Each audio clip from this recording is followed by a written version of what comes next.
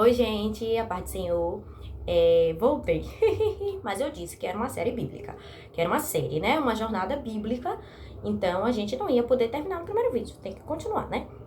Então, continuando, dando continuidade a essa nossa jornada bíblica, entendendo um pouco sobre esse livro, que a gente já viu que não é um livro, é uma biblioteca com 66 livros, para todos os gêneros literários aí, para todos os gostos, entendeu? Quem quiser ficar dizendo, que a Bíblia é um livro chato, não sei o que, nananana. A Bíblia é maravilhosa, tem história, tem ação, tem tudo que você imaginar. Tem na Bíblia e, acima de tudo, ela nos revela o querer de Deus, ela nos faz ouvir Deus falando conosco, tem resposta para todas as perguntas que a gente faz. Se a gente tá triste, tem consolo. Se a gente tá deprimido, tem consolo, tem palavra de ânimo.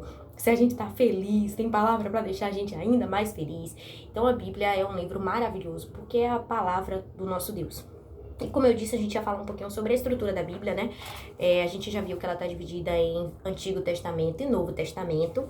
E esse Antigo Testamento, começando, né, com o Antigo Testamento, a gente vai ver que ela tem, digamos assim, duas versões, né? Eu não queria chamar de versão, porque a gente vai falar de versão um pouco mais na frente.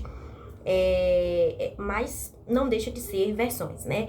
Era uma versão que era utilizada no tempo de Jesus, que era a Bíblia a qual Jesus tinha acesso, que é chamada de Tanakh. Ele é o cânon hebraico, acredito que seja cânon, né? O cânon hebraico ou o cânon palestino, que é o Tanakh judaico, que é a Bíblia, como eu falei, eu acho que eu falei isso no último vídeo, que é a Bíblia dos israelitas hoje, né? Aqueles que acreditam, mas não os judeus messiânicos, a gente não vai entrar nessa questão aqui agora, mas no geral a Bíblia para os israelitas termina aqui, né? Se resume a esse Tanakh. E Tanakh significa o quê?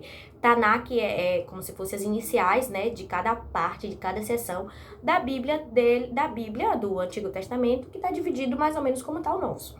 Então, do Tanakh, a Torá, acredito que todo mundo conheça, a Torá é composta pelo Pentateuco, né, pelos 5 livros que foram escritos por Moisés. Então, eles usam muito a Torá.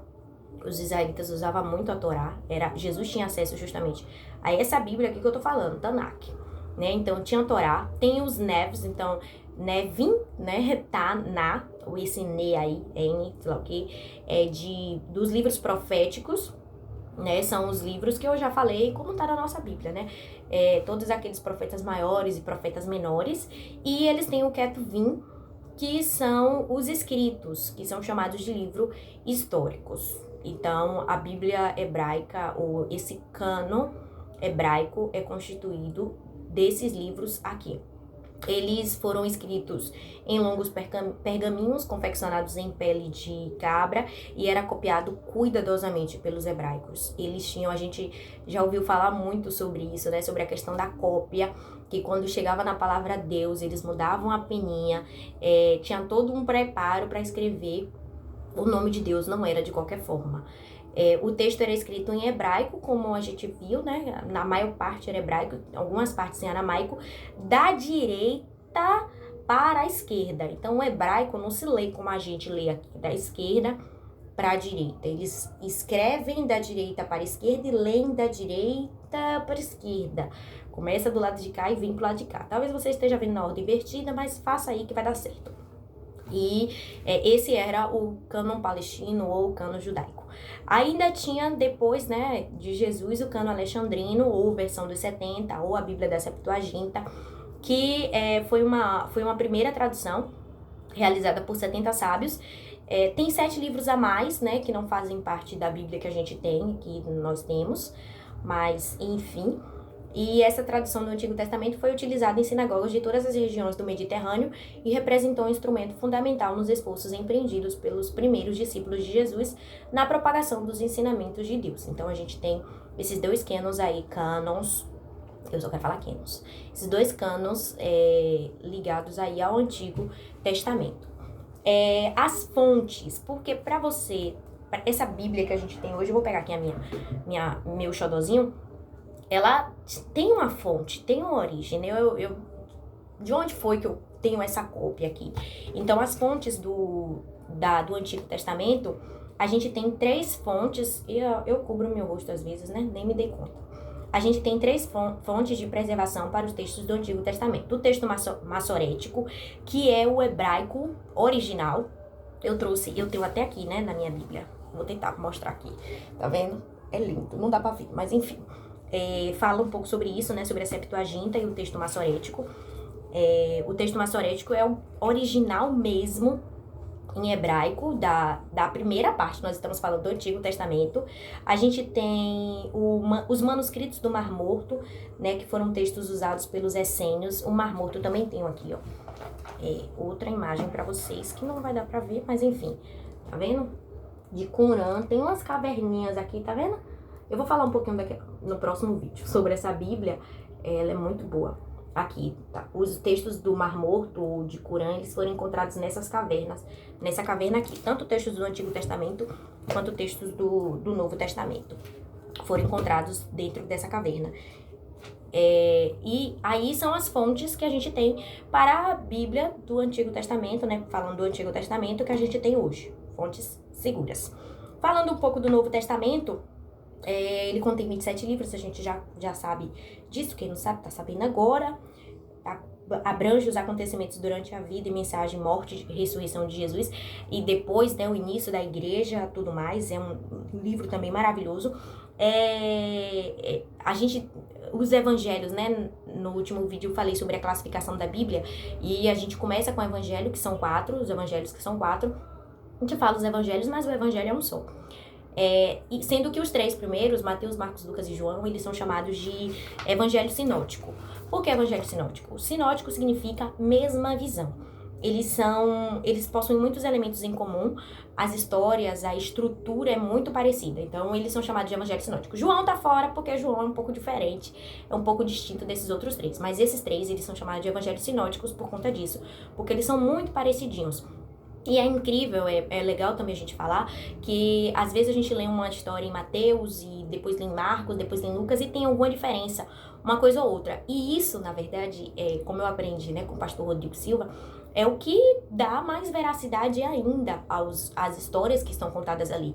Porque quando você vê uma coisa acontecer e que tem outras pessoas que estão vendo, cada um está vendo de um ponto de vista diferente. Então, um às vezes conta e viu uma coisa a mais, outro contou e viu uma coisa a menos, ou viu uma coisa diferente, entendeu? E assim a gente vai montando a história. Então, isso atesta, como eu falei, sobre a questão da veracidade bíblica por conta dos autores, essas diferenças, pequenas diferenças, que para alguns parece tipo assim, é um absurdo.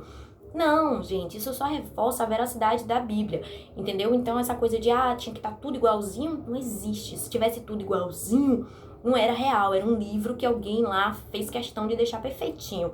E Deus não, Deus usou ali aqueles homens dentro do que eles viram, dentro do que eles ouviram, porque a gente sabe que tem livros que foram contados diretamente por discípulos, né? Mas tem livros que não. O Marcos, por exemplo, ele viu, ele andou em algum momento, mas ele não estava em tudo. Então, ele ouviu de alguém e contou para ele. Lucas ouviu de alguém e tem essas distinções mesmo. É normal. Então, a gente não pode, a Bíblia não tá usando. Não é isso.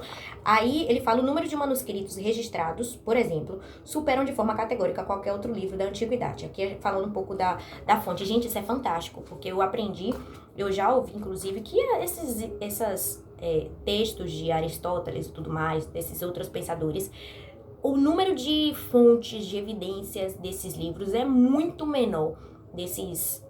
eu quero chamar eles de profetas. Eu esqueci uma palavra. Desses filósofos. É muito menor do que a Bíblia. Tem muito mais versões não, tem muito mais achados bíblicos do que qualquer um desses outros autores. Então, isso atesta, né, o cuidado de Deus em preservar a palavra dele, para que nós tenhamos certeza de que a Bíblia que nós temos na nossa mão, ela é, de fato, a palavra de Deus como foi, tal qual ela foi inspirada pelo Espírito Santo e ditada para aqueles homens escreverem. Então, as cartas de Paulo eram as que mais foram preservadas, né? Foram as que mais foram preservadas.